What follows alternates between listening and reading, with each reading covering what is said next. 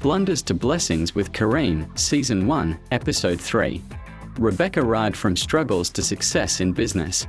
Hello everyone, and welcome to this episode of Blunders to Blessings with me, Kerim. In a world obsessed with success stories, Blunders to Blessing dares to challenge the status quo and shine a spotlight on the often overlooked journey of failure. In this podcast series, you'll hear from successful individuals who have faced adversity head-on, sharing their biggest blunders and the invaluable wisdom gained from each experience. My notable guest today is Rebecca Raad. Rebecca is the Executive Director at BNI Northwest Sydney and Penrith. She is a naturally talented networker with a network of 600 business owners. The Sydney Northwest and Penrith BNI franchise is privileged to be the largest and fastest growing BNI branch in the country. Rebecca works with local business owners to ensure they maximize their potential both personally and professionally in generating valuable referrals to their businesses by following the proven BNI system. Congratulations, Rebecca. That is a remarkable story, and thank you for being here today with me. Oh, thank you for having me, Kerim, and thanks for putting these things on, because I know that these add value. Sometimes you think only one person needs to hear it and find value, and then it's all worth it. So good for you. Fantastic. So the point that I raise with all my guests is that in most Western cultures and the education system, both look at failure as a negative thing. Then as we grow up, it becomes even a stigma. What's your definition of the word failure? I think failure is about setting yourself a task and then trying to achieve something specific and then not achieving it. I think that's how I would describe failure. It's a very interesting word. We don't often think about describing it. We don't often define it. But I think it's when you set out to do something specific and then you don't achieve that. And I would think that is failure. Very interesting, isn't it? Because definition is such a big thing to me, because often a word can be perceived. It's like a coin. You know, one person sees it from one angle and another one sees it from the other. They're both looking at a coin, but they're both seeing either the heads or the tail. Something completely different. And it's the same. And so failure, how do you describe failure? For me, it's when you give up. That's it. Wow. So giving up is failure. That's the ultimate failure. Yeah. So for me, if I set an objective and I don't achieve it, then I'll look at a different way of achieving it. And so for me, it's just a process. It's failure is only when you've given up. That's it. So, and you know, it's interesting because I talk about the education system, but has the definition changed with time and experience and knowledge and wisdom through life? I think I just love what you just said about how failure for you is giving up. And I'm like, wow, that's amazing, because I was thinking of failure from my eyes. Failure is when I try to do something specific and I don't get it. That's failure. And then I'm like, no, there is the ultimate failure, which is giving up. So I think over time, I think failure can have more, it has become more of a broad term for me. So I love the ultimate failure is just show over. That's it, close your doors, it's finished. But it's such a dark place. So I don't see what I do these days as failing. I don't see it. It's just such a journey. I know that the term failure is all about, for me, trying to do a specific thing. But now, as I've got older and I've been longer in business, I understand much more clearly that failure is all about a lack of improvement and stopping in the journey, because you can't fail. Failing only means it didn't work that way. Let's try a different way. That's right. For me. But so in your life journey, give me an example of something where you go, okay, I'm going to do this, and then it didn't work, and and then you had to rethink. But this is the thing that I'm so intrigued by failure, right? In the sense that failure is an opportunity, and I say that because usually when you fail, there's a lesson to be learned. There's a gem in there, right? And go, hey, I've just learned something. And then all of a sudden, that gem is actually the most important building block to your success. Becomes a foundation stone or cornerstone. Exactly right. And there's so many examples in life around that. And I was just looking to hear during your journey, and I know you've had quite an extensive journey, even in developing this amazing business, where you would have gone, this didn't actually work, but hey, I learned something really valuable today. And that I am in the people business, Kerim. I don't get the chance not to learn. Exactly. I'm constantly being challenged by the way people see things, and because it's not the same as how I see them, and very often it's not wrong.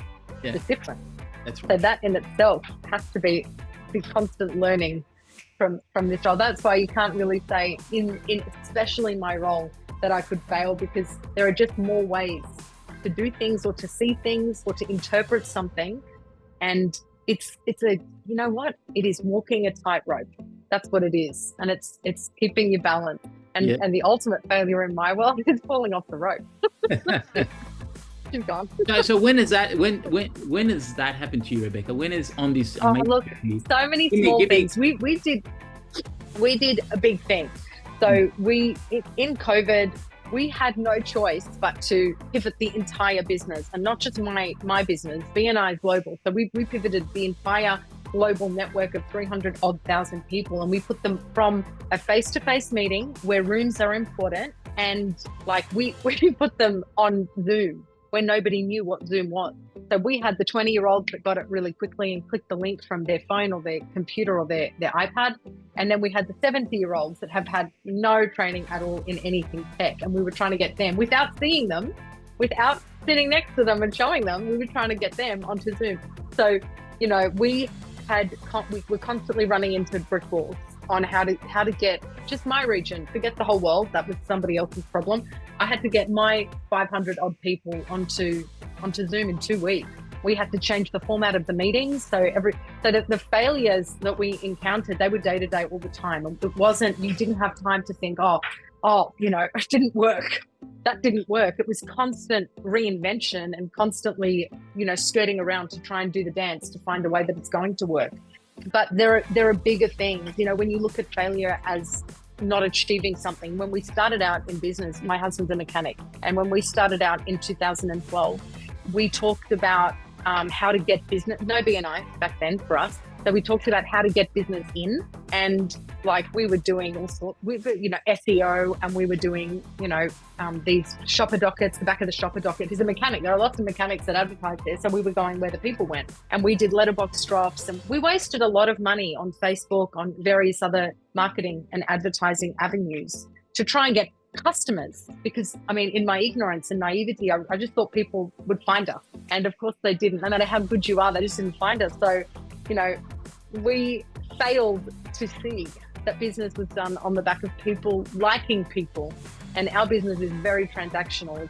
It's you know, you might see a customer once every year, but the customers that love you, they stay for years and years, and their cars have a journey, and we go through multiple cars, and you're part of their upgrades, and you're part of the decisions on which cars to. So from how I see it, our initial failure, which I learned so much from, was how do you attract good quality customers? And it took us 2 years to find BNI. And I'm not going to lie, Kerim, they were 2 very long years. And the reason I'm such a BNI advocate is because it changed everything for us. When you had people who liked you, supported you, and then helped you find customers outside your own circle. I mean, that was like, whoa, where did you guys come from? How come it took us this long to find you? So the failure was not seeing that there could be another way outside the box that is built on relationships. Because that changed really everything interesting. for And us. this is exactly the gem that I'm talking about, right?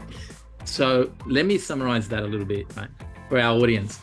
So you were helping your husband market his business, grow his business. You went through all the typical advertising channels that everybody was doing, the familiarity of the masses, if you like. Everybody's doing, so I should be doing it, right?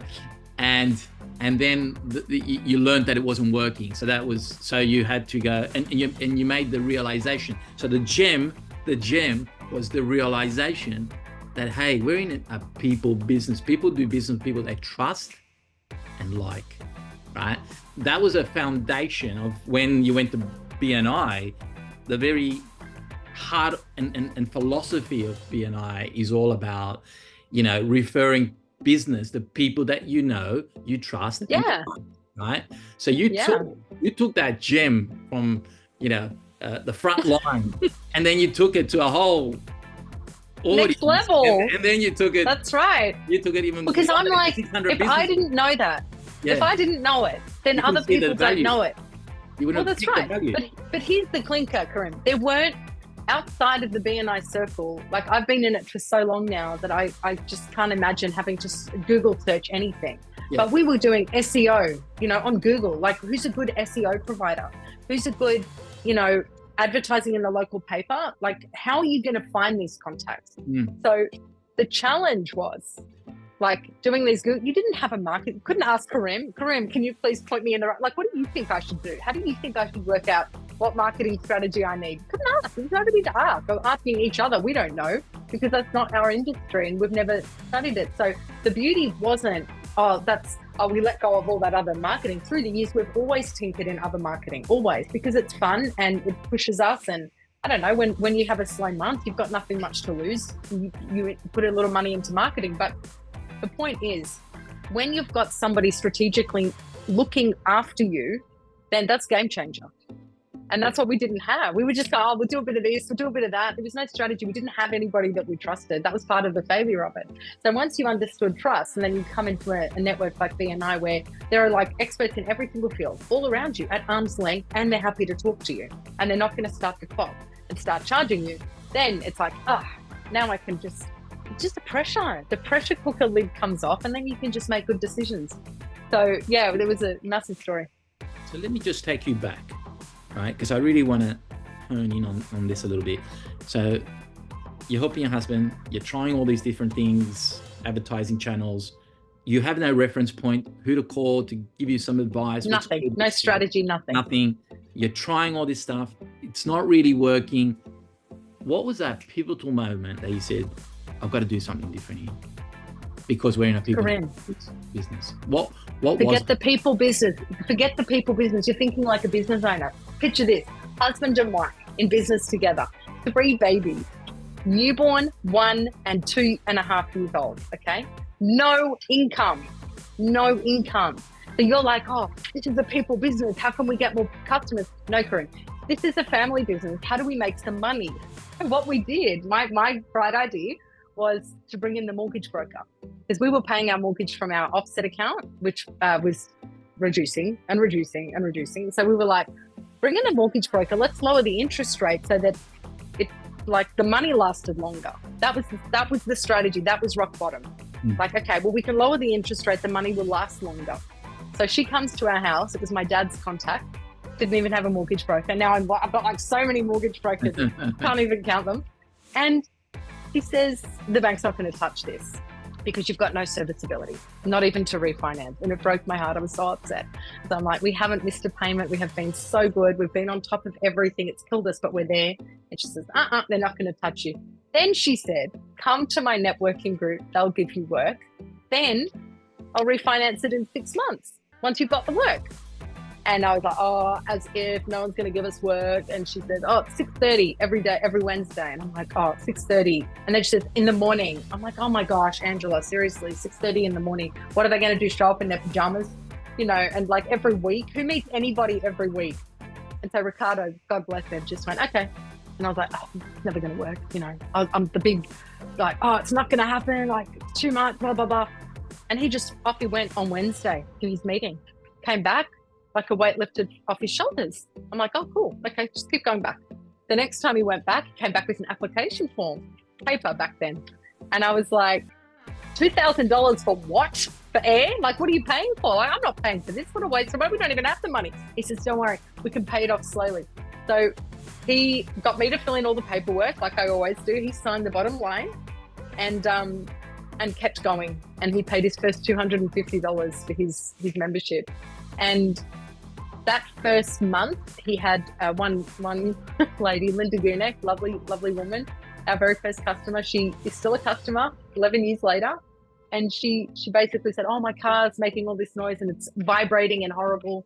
And Rick, can you take a look at it? So he took a look at it and it was like nearly $4,000 worth of work, our very first customer from BNI. And she just told him verbally at the meeting to go ahead with it. So I'm doing the accounts here, right? So I'm like, Ricardo, people don't just say, go ahead with the work. Like, it's a lot of money. So, hi, Linda, what part of the, I've called her first, what part of the invoice, the quote would you like to go ahead with? And she says, just all of it, Rebecca. And can you take the car? Can we swap cars at BNI? So everything's centered around BNI and we're only in it for a month. So I, of course, sent her an email to confirm. Linda, just confirming that we're going ahead with all the work. And he did the work. She was grateful. She paid the invoice.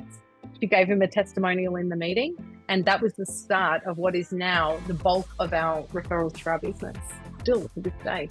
So we've grown with Linda. Now we have Linda's husband, John, and their 2 boys that are now both driving. She's upgraded to an Audi. He's now in a BMW, and the boys are driving a Hilux and a Volkswagen Touareg. So there's so much in learning how to do business and understanding that just because you start a certain way, it doesn't mean you have to go that way because it's not working. That would be failure. And that pivot, that amazing word, that pivot, and just shifting to a different way makes all the difference. So again, just to stay on that point, because I really want our audience to get this particular moment in pivot. And this is a really fundamental part of our discussion, that going back to my definition, at least, when I said, it's only when you give up, right? And the journey is constant pivoting until you find the right way. And so that at that point for you, you had this opportunity that was presented to you, but you were also open to different ways because you had the experience that you had that wasn't working for you, even though you were following the methods. This is what everybody does, but it really doesn't work. So you pivoted. It really doesn't work, but nobody tells you that. No, because at the end of the day, but as you said, we're in a people-to-people business, right? And therefore you need people to connect you with people. And that, I guess, is the big lesson that then, as you transition what you learned. So you had kind of 2 lessons, if I may say. One is that you're in that people-to-people business and you need good referrals and all that sort of business, because I'm sure that would have been part of the business that you currently had, and you made that realization. Ricardo went and had a look. He said, yep, these are all good people. They're going to refer me good people. Therefore, that's that. But then there's your part of the story where you kind of go, this is actually working, and Ricardo's doing okay. And then he brought you into the picture. And then no, Kerim. No? He didn't just bring me in, he dragged me in. He dragged you in. But I you was like, came this off. isn't my thing. Yeah, so but you had now, you were living off the benefit of this gem that you had learned, right? That was the gem. Yes. You now realize we're in P2P, we're in people to people, and now you're being dragged in. Take me from there. Oh, look, I resisted kicking and screaming. It was not an easy sell. I am the salesperson. So I was like, don't sell it to me. I'm not going to buy. And it's your thing and you can keep doing it. I'm very happy. I've got plenty to do other than BNI. And my sister, I was complaining to my sister that she was going to, they keep asking me to come. I'm never going to come to BNI. And she said, wait a minute. So is Ricardo going to watch the kids? And I went, yeah. This will work. Complaining, that's the only time I'll ever watch the kids. And she says, and it's got in a cafe with the breakfast and a coffee. And I went, yeah. And she goes, oh, Rebecca, just go for the food. Just go for the food as a one-off and never go back. So I was like, oh, why didn't I think of that? So I went for the food and I signed up on that day. I signed up the same day, I promise you, because when you get in there, that was what was missing. It was the people that weren't my people. So they were new people. This is they're all better than us. Everybody was successful. Everybody had a business further along than ours. Everybody looked like they were just cruising through it, not in a way that was arrogant or they were so far established that I couldn't relate to them. Cruising they had their lives in control. And I still see that. Because we attract good people. So I joined on the spot. We had the money to actually buy the membership this time because we had the business that he had brought in. And I loved it. It was the best. I was like, missing piece. This is where the people are. So I was like a pig in mud. I just had my 2 one-to-ones. I had a babysitter that I paid to walk my kids around Norwest Lake for 2 hours every Thursday. Well, I did my 2 one-to-ones. My husband watched the children on Friday morning for my BNI Summit meeting. And I made a lot of sacrifices, especially in those early years, because my children are first all the time. BNI came in and I'm like, in a way they had to share me a little bit because I loved BNI. This was the other side that I hadn't seen before, where, people liked you and supported you, not because they had to, but because they wanted to. And that made the difference. And how did you end up being the executive director? Because this is a journey, right? So we've learned this in the business. This didn't work. We learned that we're in P2P, people to people. We've gone along. We were all sold, but you've taken it further. I couldn't resist. We had the opportunity came up. God rest her soul. Glenn Anthony's wife passed away in February, very suddenly. and he just decided that was it. He was not going to continue with the business. So I was a volunteer, an ambassador, and I just said to him, Glenn, let me help you run it while you you deal with your grief, and then you can decide what to do. Because I knew through all the personal development courses that I discovered through BNI that you don't make big decisions in the first 2 weeks after you have a tragedy. But he was certain. It was like he'd been doing it for 10 years. He was done. So I basically was surrounded by the right accountant. My husband pushed me to do it because he said if somebody else buys it, he won't listen to them and he'll leave. So I was like, oh no, we still need BNI for the referral. So yeah, I ended up, it was a massive leap for him. It was not a small thing to buy. It's a really big business to buy. And, when you're backed by people, they give you the wind under your wings. They're the ones that give you the confidence, because a lot of the time we don't have it. And we just don't think we can do it. And I have been very blessed and very grateful that I've been surrounded by people who are like, go ahead, what's the worst that could happen? We make money and we lose money, so it can't be about the money. So what else is it? And it became like a life experience. And that's where the real, that's where the real learnings come from. Because when you're dealing with people, there's no black or white. It's only the grey in between. So let me ask you something. Without these experiences, do you think you would have been as successful as you are now? Absolutely not. If I didn't, and I think about this a lot, if we didn't have to go through the storm before I found BNI, I wouldn't actually have made it as successful as it was for us personally, because there was no plan B. And because it was so successful for us, that has actually spurred me forward to buy the whole business and then to continue developing it to allow more people to be exposed to it. So had we not failed in the beginning, I don't think I would have met you. Think about it. No, isn't that cool? No, it's so cool. That's right. That's right. So good. So yeah, I feel really grateful. The failure in the beginning is and then I'm like, oh, I still remember, I'm like, I don't forget, I used to cry and I'm like, Mom, there's no work. Don't worry, God will provide. That's my mother. God will provide, Rebecca, don't worry. And yeah, it was hard. I tell the story and it's like, oh, it just sounds like, just like nothing. I'm like, no, I walked through fire for 2 years to get to this point where we had no other option. BNI was there's only one way. And thank God it worked, because otherwise that would be a very different life. It's interesting you said, there's only one way. And I heard something the other day that from a famous actor, and the name doesn't come to me, but he said, don't have a plan B because it dilutes plan A. Yeah, tell you what. I've read that. And I always had the view, when I was at school, I was studying ancient history, and there was a Greek admiral who had landed on a beach, and he said, we've got to take this town, this city, and he made all his soldiers land on the beach, and then he burnt all the ships, and he said, couldn't go back. You either die on the beach or we take this city, right? So there was definitely no plan B. And I think I've done that once or twice in my life, but yes, very scary, but it certainly keeps you alive. All right. So as the founder of One Point, we're diving into a little bit of fun, a bit of a fast-paced part of the podcast. So we've got these 1 point questions, Rebecca. I'll be asking you to respond, just one word or one line. So let's keep it quick and insightful. Okay. So Rebecca, what's one habit you're trying to quit?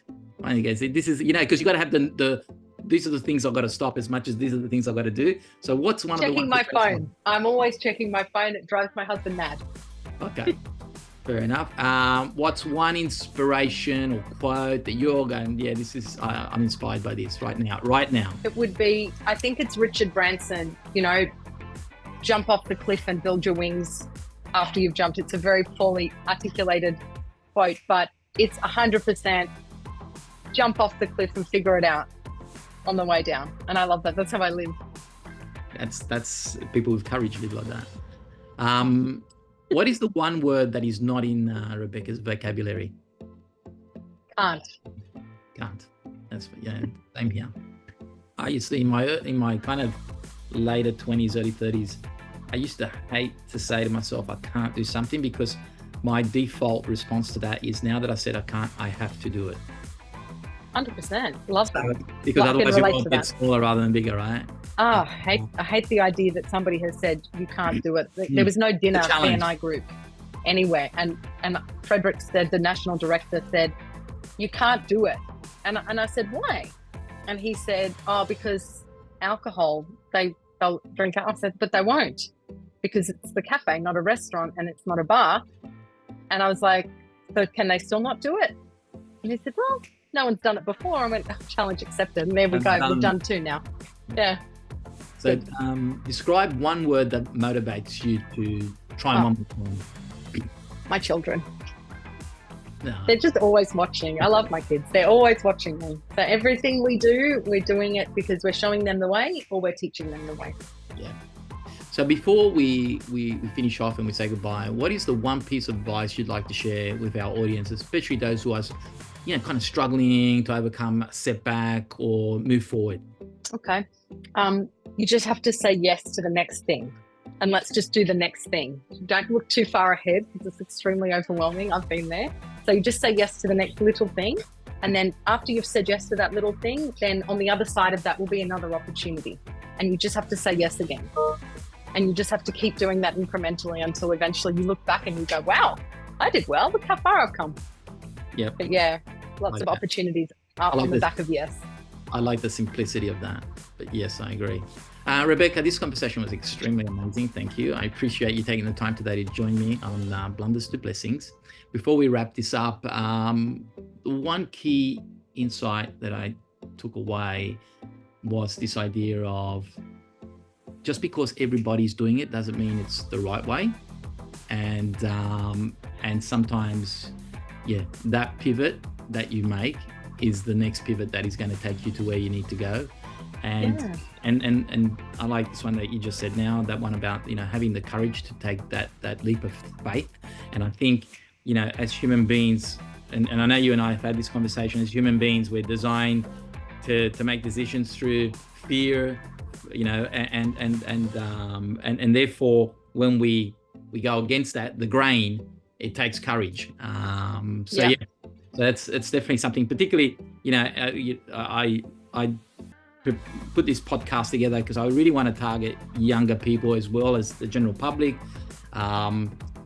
because it's at that early stage that, because of the lack of maybe experience, that fear plays a bigger role in some cases. Yeah.